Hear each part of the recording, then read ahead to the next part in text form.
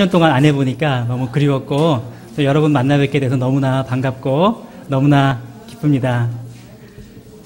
집에 온 것 같아요. 너무 반갑고요. 여러분들 너무 이렇게 함께 만나게 돼서 이 메르스를 뚫고 여러분 오신 여러분들 감사드리고요. 또 오늘 부족하지만 하나님께서 우리에게 넘치는 은혜로 함께 하실 줄 믿습니다. 혹시 저를 모르시는 분도 계실지 모르겠는데 제가 세대로 교회에서 만 9년 조금 넘게 그 부사역자로 사역을 하다가 3년 반 전에 미국으로 공부를 하러 떠났습니다. 그래서 2년 정도 우리 양 목사님 공부하셨던 달라스에서 공부를 하다가 작년에 LA로 옮겨서 우리 또 서준사님 공부하셨던 학교에서 지금 박사과정을 시작을 하고 지금 잠깐 이제 방문해서 다음 주까지 있을 예정입니다.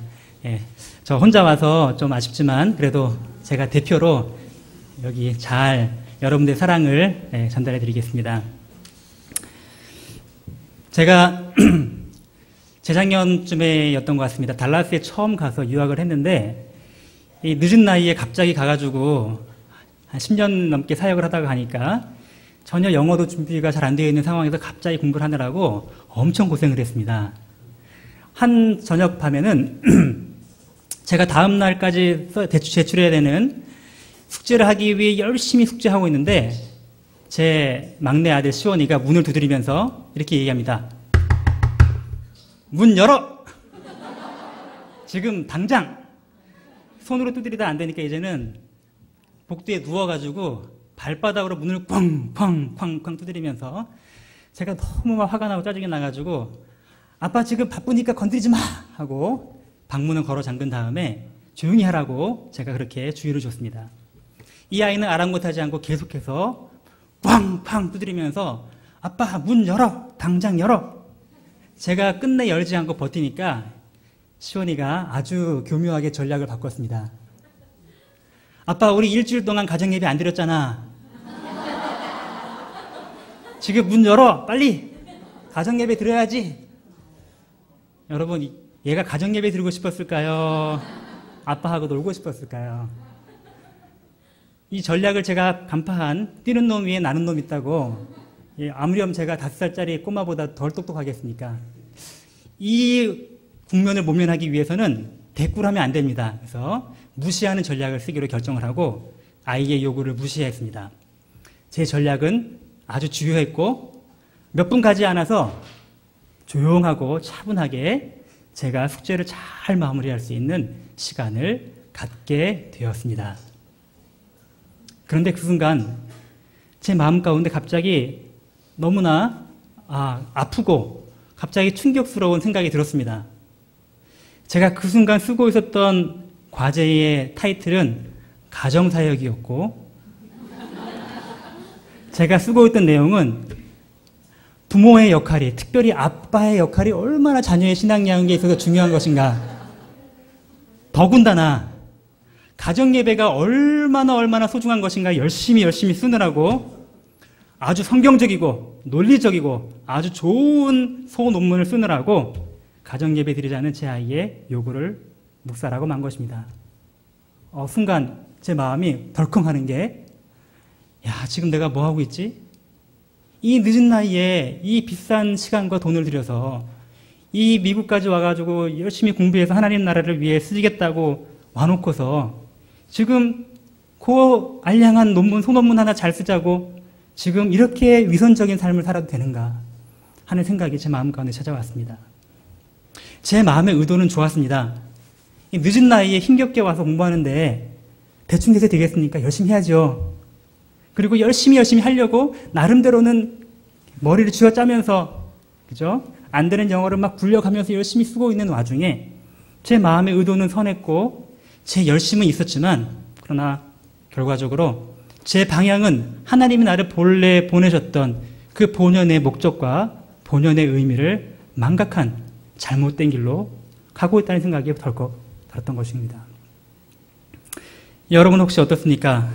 여러분 혹시 살아가시면서 하나님이 우리를 부르신 인생의 본연의 목적과 의미를 망각한 채 우리의 마음의 의도는 좋았다.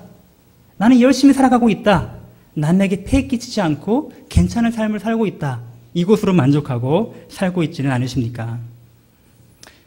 그러나 그것으로는 부족한 것입니다. 아니, 부족한 정도가 아니라 그 좋은 의도와 그 좋은 열심이 도리어 하나님의 길을 막고 하나님의 길을 방해하는 잘못된 장애물이 얼마든지 될 수 있다는 것입니다. 오늘 제가 여러분과 함께 나누고 싶어하는 질문이 이것입니다. 하나님께서 우리를 교회를 세우시고 우리를 성도로 부르신 하나님의 본연의 목적이 무엇인가? 그리고 어떻게 하면 그 목적을 잘 이루어드릴 수 있을까? 이것이 제가 오늘 여러분과 함께 생각해 보고자 하는 질문인 것입니다.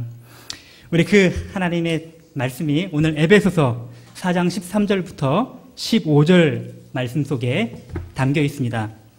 우리 신약성경 314페이지 에베소서 4장 13절부터 15절까지 말씀을 함께 보도록 하겠습니다. 우리 한 목소리로, 우리 세 절밖에 안 되니까요, 한 목소리로 합심해서 함께 읽었으면 좋겠습니다. 에베소서 4장 13절부터 15절까지 말씀입니다. 같이 읽을까요? 시작. 우리가 다 하나님의 아들을 믿는 것과 아는 일에 하나가 되어 온전한 사람을 이루어 그리스도의 장성한 분량이 충만한 데까지 이르리니, 이는 우리가 이제부터 어린아이가 되지 아니하여 사람의 속임수와 간사한 유혹에 빠져 온갖 교훈의 풍조에 밀려 요동하지 않게 하려 함이라. 오직 사랑 안에서 참된 것을 하여 범사이에 그에게까지 자랄지니 그는 머리니 곧 그리스도라. 아멘. 범사이에 그에게까지 자랄지라. 오늘 하나님께서 우리에게 말씀하십니다. 하나님께서 우리 교회를 세우셨고 우리 한 사람 한 사람을 성도로 불러주신 가장 소중한 목적이 있다면 우리 한 사람 한 사람이 예수님처럼, 그리고 예수님만큼 그렇게 온전한 사람으로 자라가기를 하나님은 기대하고 있다는 것입니다. 여러분, 오늘 이 두 마디를 꼭 기억하셨으면 좋겠습니다. 예수님처럼, 예수님만큼. 같이 한번 해볼까요? 예수님처럼, 예수님만큼. 네. 우리는 예수님처럼 자라가야 하고 그것도 예수님만큼 자라가야 한다는 것입니다. 예수님처럼 자라고 예수님만큼 자란다는 것은 어찌 보면 너무나 광범위한 주제이기 때문에 저는 오늘 그 중에서 한 몇 가지만 예를 들어서 찍어서 여러분과 함께 나누고자 합니다. 어쩌면 가장 기본적인 우리 세 가지 사실을 나누고자 합니다. 예수님은 모든 면에서 우리의 모본이시지만 오늘 제가 함께 나누고자 하는 것은 우리 예수님처럼, 예수님만큼 기도로 성령의 능력을 힘입어 살아가는 사람이 되자. 두 번째로는 말씀으로 하나님을 아는 지식과 지혜 가운데 자라가자. 세 번째는 고난 가운데 참된 순종을 배워서 온전한 사명을 이루어드리는 성도가 되자는 것입니다. 여러분 다 기억하시죠? 네. 제가 그럴 줄 알고 제가 여러분 기말고사를 치르려고 준비해봤습니다. 한번 화면을 보실까요? 네 가지입니다. 기말고사입니다. 기도로 성령의 능력을 힘입고 말씀으로 참된 지식과 지혜를 배우고 고난 가운데 온전한 순종을 배워서 하나님이 맡겨주신 그 사명을 감당하는 하나님의 사람이 되시기를 우리 주님의 이름으로 축원드립니다. 예수님은 모든 면에서 진정으로 우리의 모델이 되시고 우리의 모본이 되십니다. 그렇기 때문에 우리는 예수님처럼 또 예수님만큼 자라가야 하는 것입니다. 그리스도의 장성한 분량이 충만한 데까지 이르러 자라라고 오늘 본문 우리에게 단언하여 말씀해 주고 계십니다. 저는 근데 사실 과거에 생각할 때 예수님이 우리의 모델이라는 사실에 대해서 당연히 말로는 인정하고 머리로는 이해를 하지만 사실 마음 한구석에는 이런 마음이 있었습니다. 아니 결국 예수님은 하나님이시잖아요. 전지전능한 하나님이신데 어떻게 우리 보고 예수님처럼 그것도 예수님만큼 잘하라고 하시는가. 좋은 말이지만 실현 가능하진 않다. 이런 생각을 제 마음속 구석에, 입으로 말하지 않아도 마음속 구석에 가지고 있었던 것입니다. 어떻게 우리 인간이, 부족한 인간이 예수님처럼 예수님만큼 잘할 수 있는가. 그러나 오늘 하나님께서 우리에게 분명히 말씀해 주고 계십니다. 예수님은 우리와 동일한 인간으로 이 땅에 오셔서 우리가 겪을 수 있는 모든 것을 친히 몸소 보여주심으로 우리가 진짜로, 진정으로, 참으로 예수님처럼, 예수님만큼 잘할 수 있다는 사실을 우리에게 보여주셨고 또 우리에게 명령하고 계시다는 것입니다. 첫 번째로 우리 예수님처럼 예수님만큼 기도로 성령에 힘입어 살아가는 저와 여러분 되시기 바랍니다. 예수님은 그의 일생 내내 기도의 삶을 몸소 실천해 보이신 분이십니다. 그 바쁘시고 그 힘드시고 그 여러 가지 많은 일들 가운데 있으셨던 그 예수님이 새벽 미명에 밤이 맞도록 때때마다 때를 가리지 않고 기도하셨던 분이십니다. 아니, 예수님은 삼위일체 하나님이신데, 그분 자신이 하나님이신데 왜 굳이 그렇게 기도하셨어야만 하실까요? 저는 과거에 이렇게 생각했습니다.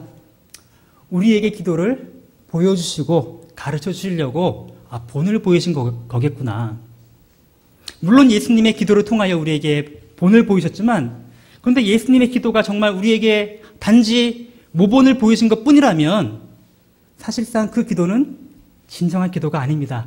하나의 보여주기식, 좀 심하게 말하면 쇼라고 말할 수 있을 만큼 진정한 기도가 아닐 것입니다. 그러나 그렇지 않습니다.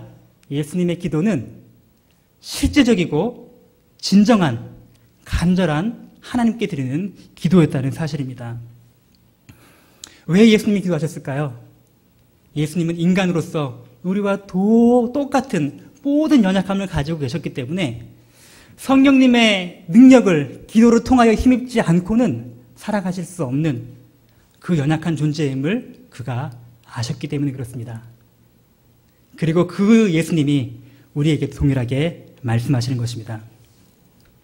예수님은 온전한 하나님이시고 동시에 온전한 인간이셨지만, 그러나 이 땅에 살아계시는 인간의 몸을 입고 오신 동안에 아주 특별한 예외의 경우 몇 가지를 제외하고는 예수님은 그의 신성을 의지하여 전지전능하심을 행사하지 않으시고 하나님께 기도하심으로 성령의 힘을 힘입어 그의 삶을 살아가셨습니다. 저는 이 사실을 묵상하면서 너무너무나 놀랍고 너무너무나 신비하다는 생각을 갖게 되었습니다. 그러면 예수님이 하셨던 그 많은 기적과 그 많은 이적과 그 많은 표적들은 다 어떻게 가능했을까요? 기도로요. 기도로 성령님의 능력을 힘입어 의지하심으로 그 모든 일을 가능케 하셨던 것입니다. 우리도 예수님처럼, 그리고 예수님만큼 기도할 때, 정말로 실제적으로 기도할 때 성령의 능력을 힘입어 이 세상을 내 힘으로 사는 것이 아니라 성령님의 힘과 더불어 살아가는 그런 승리하는 사람이 될 줄로 믿습니다. 기도하는 것은 사실 말처럼 쉽지 않습니다. 저도 목사이지만 이 기도는 참 평생의 숙제인 것 같습니다. 때로는 잘 될 때도 있지만 때로는 영 안 될 때도 있고 답답할 때도 있습니다. 때로는 기도의 근육이 잘 좀 만들어지는 것 같아서 좀 편안하게 기도하는 것 같지만, 또 어떨 때는 기도의 근육이 다 퇴화가 돼가지고 기도 한번 하는 것이 너무 힘들 때도 있습니다. 유학생활 하면서 그런 순간이 찾아왔습니다. 아마 올 초였던 것 같아요. 너무너무 이렇게 공부한다고 맨날 밤늦게까지 앉아있고 그러다 보니까 기도가 점점 근육이 약해지고 나약해질 때, 그때 하나님께서 또 우리 시원이를 통해서, 막내 아들을 통해서 깨우치게 할 순간이 있었습니다. 한밤중에 새벽에 잠을 잤는데 갑자기 무슨 비명소리가 들려서 잠을 번쩍 깼습니다. 무슨 소리인가 들어봤더니 우리 옆에 방에서 자고 있는 우리 5살짜리 꼬마 시원이가 막 소리를 지르는 것입니다. 뭐라고 소리를 지르는가 봤더니, 하나님 배 아파요. 하나님 안 아프게 해주세요. 하나님 토 안 하게 해주세요. 그래서 자다 말고 번쩍 깨가지고 갔어요. 엄마랑 저랑 깨가서 갔는데, 아니 애가 아프면 엄마하고 아빠하고 깨야 될 것 같은데 얘는 하나님 아버지 배 아파요 하고 잠을 깨우는 것입니다. 보니까 토하고 설사하고 막 그랬어요, 자면서. 아마 당시에 아이들 사이에 장염 바이러스가 유행을 했는데 아이가 아마 장염 바이러스에 감염된 것 같아요. 그러니까 설사하고 머리 아프고 열나고 거기까지는 어떻게 견뎠는데 막 토하게 되니까 이 아이가 너무 힘들었다는 것입니다. 그러면서 하나님 배 안 아프게 해주세요. 저는 그 소리를 들었을 때 아이가 배가 얼마나 아프냐 하는 안타까운 마음보다도 참 너무 우리 시원이의 비명소리가 너무 맑고 청아하게 들렸습니다.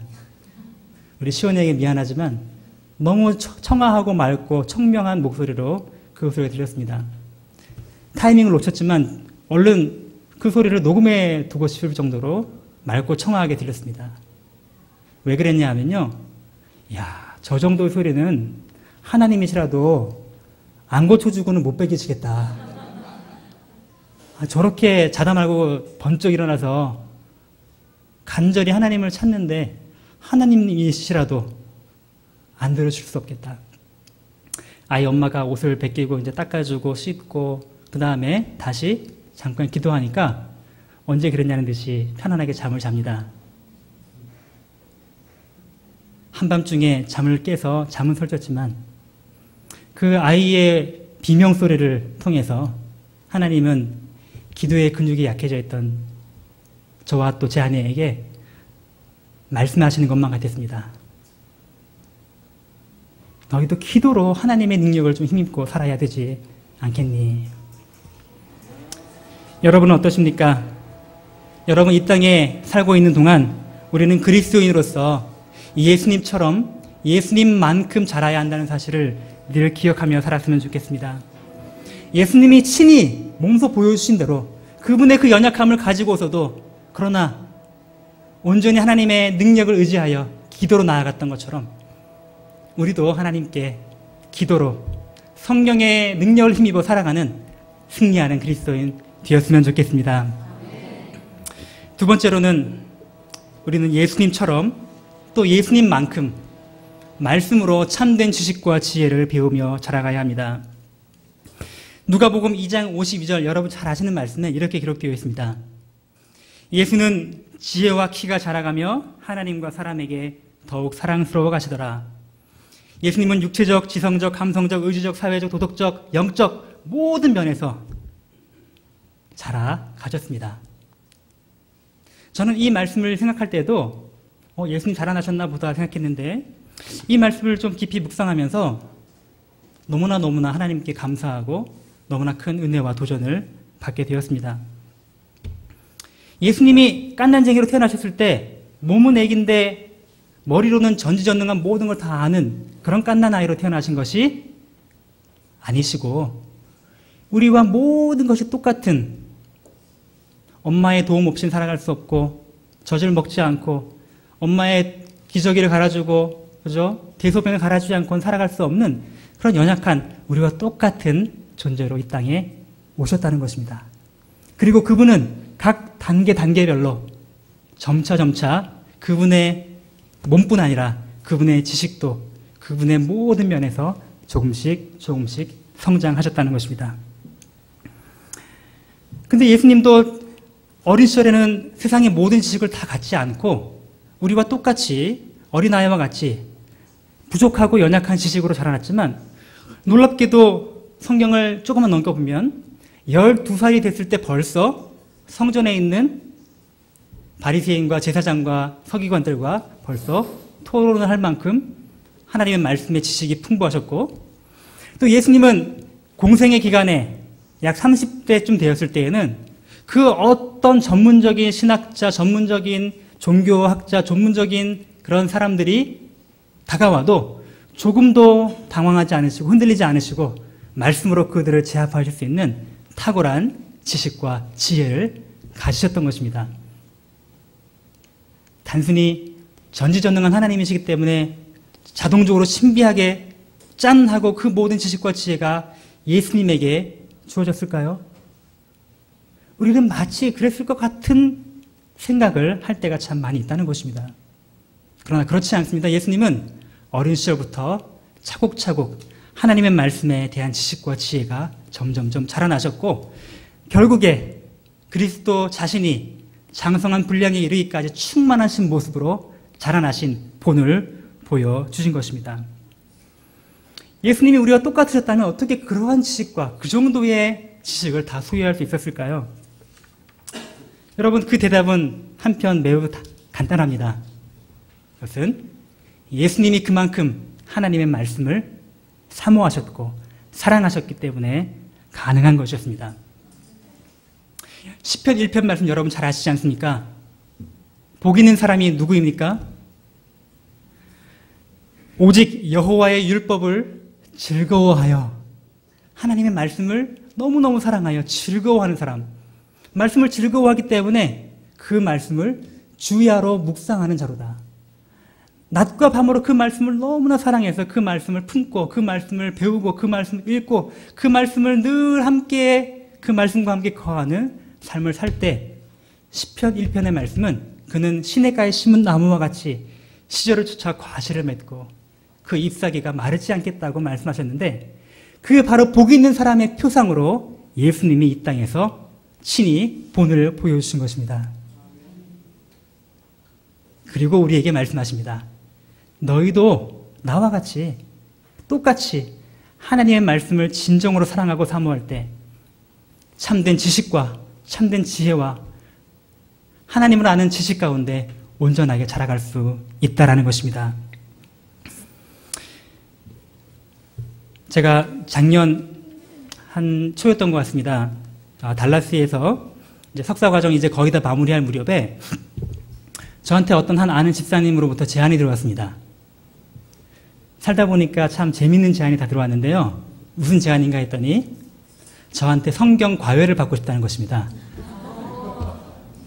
자기 딸이 고2, 고3짜리 딸 둘이 있는데 성경 과외를 시켜달래요. 그래서 정말로 성경 과외입니다. 돈을 주시겠다는 거예요. 그래서 제가 그러시지 말라고 얼마든지 그냥 하나님 말씀 가르쳐 드리겠다니까 손살을 치시면서 아니 우리 아이들 영어, 수학, 논술 다 돈을 내고 배우는데 이 세상적인 지식보다 뛰어난 하나님 말씀을 배우는데 그냥 공짜로 배워가지고는 마음 자세가 안 생기기 때문에 제발 좀 받아달라고 그래서 제가 마치 못하는 척 성경 과외를 하지 않았겠습니까? 한 6개월 이상 제가 달라스를 떠나서 LA로 이사 올 때까지 고2, 고3 여자아이들 데리고 성경 과외를 했습니다. 저는 사실 성경 과외라는 방법이 썩 좋은 방법인지는 잘 모르겠습니다. 그런데 제가 드리고 싶은 말씀은 뭐냐면 그 어머니의, 그 아이들 어머니의 그 마음과 그 열정만큼은 우리가 기억할 필요가 있겠다라는 것입니다. 여러분 고2, 고3짜리 딸내미 데려다가 돈 주고 성경 과외 하시겠습니까? 저 같아도 안 할 것 같은데. 하나님의 말씀이 얼마나 소중하게 여겼으면 여러분 사실 미국에 살아가시는 분들 한국에 있는 분도 힘들지만 거기 있는 교포들도 다 힘드시거든요. 그분은 새벽 2시에 출근해가지고 오후 4시까지 도나스 가게에서 열심히 빵을 굽고 이렇게 하는 그 일을 하고 있는 분이었습니다. 그러니까 엄청나게 육체적인 노동으로 힘들고 새벽에 그렇게 일찍 나가니까 일찍 잠에 드니까 아이들이 학교 갔다 오면 본인이 아무것도 할 수가 없는 거예요.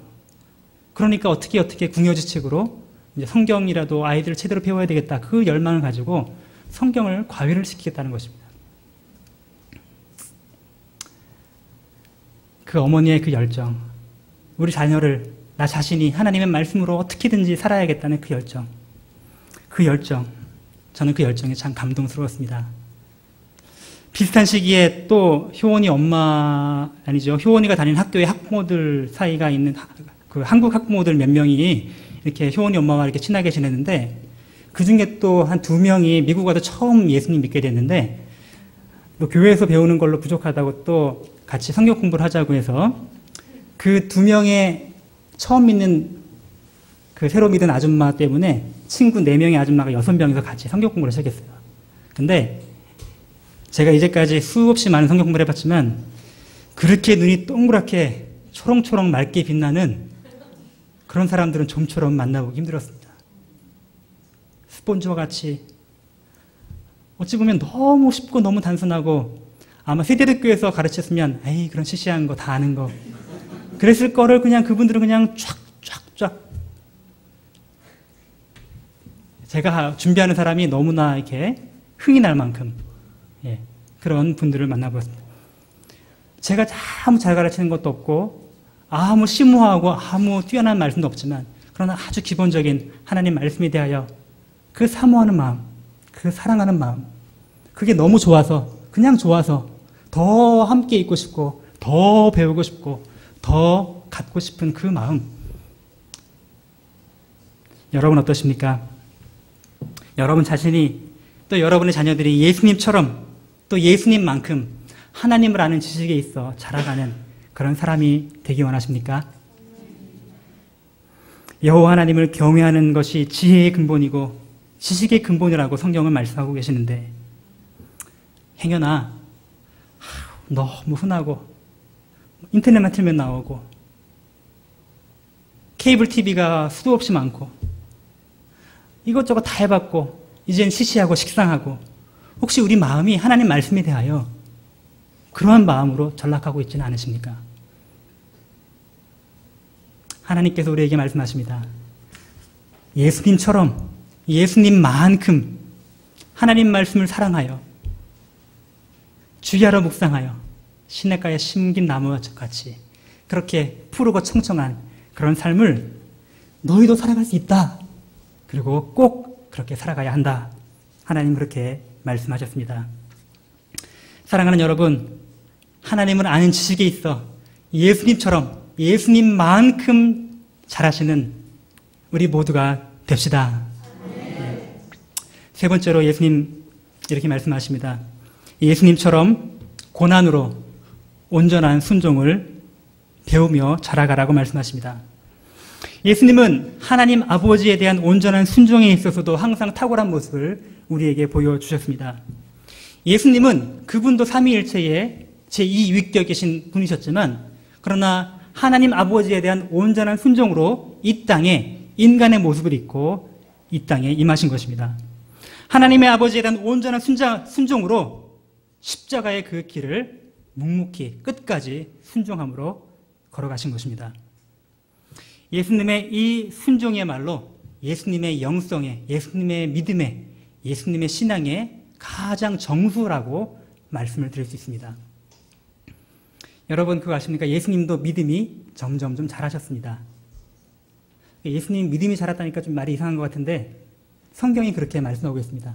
예수님의 영적인 면도 점점 좀 자라셨다. 인간으로서. 그리고 우리에게도 똑같이 우리의 영성이, 우리의 믿음이 점점점 예수님처럼 예수님만큼 자라라고 말씀하고 있습니다. 히브리서 5장 7절부터 9절 말씀은 이렇게 말씀하십니다. 한번 같이 읽어볼까요? 시작. 그는 육체에 계실 때에 자기를 죽음에서 능히 구원하신 이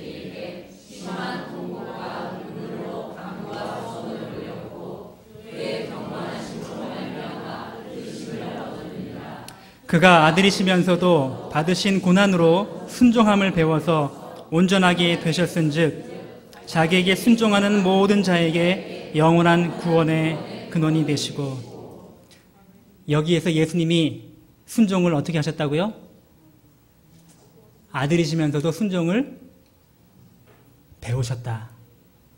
예수님의 순종은 하루아침에 번뜩하고 생긴 것이 아니고 예수님은 순종을 평생에 걸친 과정으로 어린 시절의 작은 순종부터 조금씩 자라나셔서 더 온전한 순종으로 마지막에는 십자가의 죽음과 그 고통에 이르기까지 그 순종을 감당하실 수 있을 만큼 예수님의 신앙이, 예수님의 순종이 자라가신 것입니다. 그것이 얼마나 힘드셨으면 자기를 육체에 계실 때 자기를 죽음에서 능히 구원하실 이에게 심한 통곡과 눈물로 간구와 소원을 올렸다고 말씀하셨습니다. 여러분 겟세마네 동산에서 예수님의 기도가 떠오르지 않으십니까? 아버지 하실 수만 있다면 이 잔을 저에게서 옮겨주십시오. 옮겨주십시오. 그렇게 간절히 땀방울이 핏방울이 되도록 기도하신 다음에 그러나 예수님은 온전한 순종으로 그의 기도를 마무리하십니다. 나의 원대로 마옵시고 아버지의 뜻대로 되기를 원하나이다.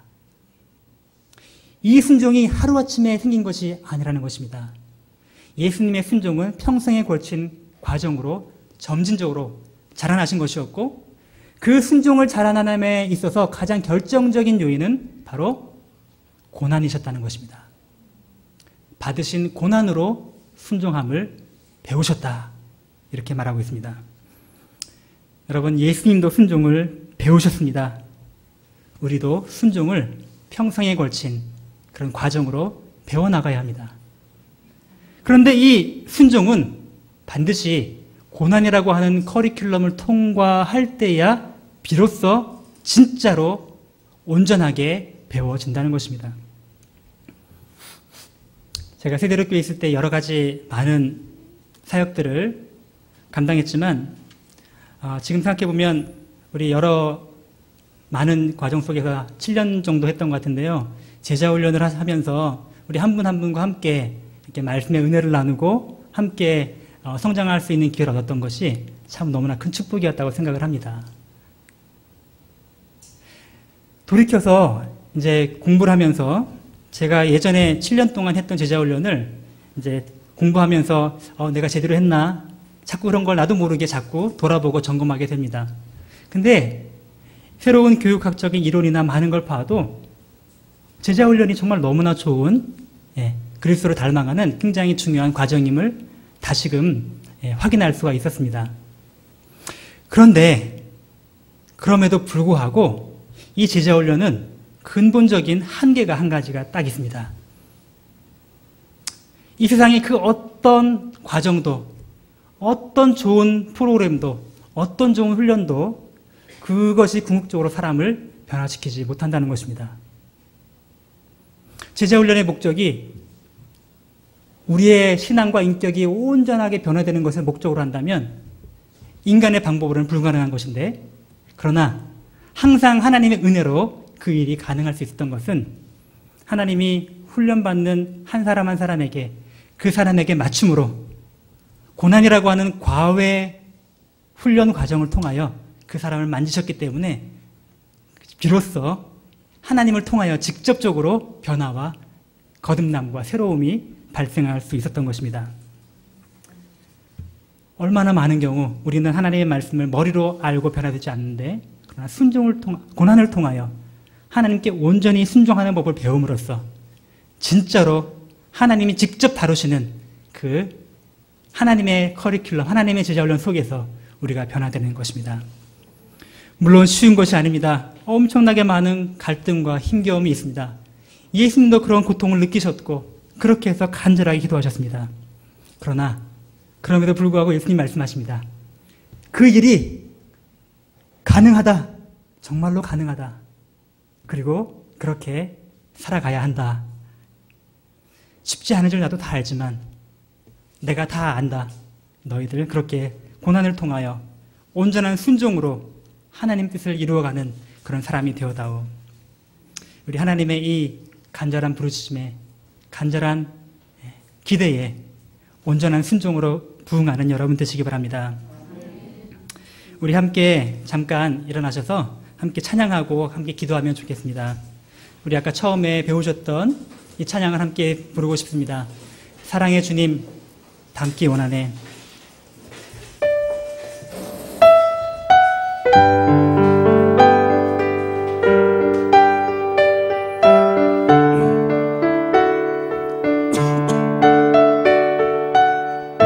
우리 예수님처럼 예수님만큼 자라길 마음에 소원하면서 함께 찬양하기 원합니다.